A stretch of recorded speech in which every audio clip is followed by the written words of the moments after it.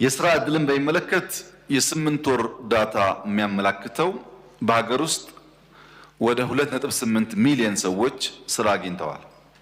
በውጭ ሀገር 300 ሺህ በላይ ሰዎች ስራ አግኝተዋል። በሪሞት ጆብ ወይም ቢፒኦ በሚባለው ከ45 ሺህ ያላነሱ ኢትዮጵያውያን እዚሁ ሀገር ተቀምጠው ለውጭ ሀገር ኩባንያዎች ስራ የሚሰሩ 45 ሺህ ወንድና ሴት ኢትዮጵያውያን ስራ አግኝተዋል። በድምር ሲታይ ከ3 ሚሊዮን ከፍ ያለ ሰው በ8 ወር ውስጥ ስራ ይዟል። ይሄ ትልቅ ቁጥር ነው።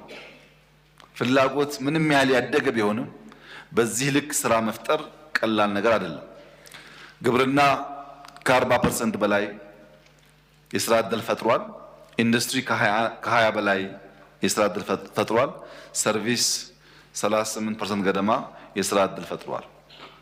ሁላችሁም እንደምታውቁት በከተማና በገጠር የኮሪደር ስራዎች፣ ልዩ ልዩ ኢኒሼቲቮች በጣም በርካታ ወጣቶች ቀን ብቻ ሳይሆን ማታ በሺፍት ይሰራሉ።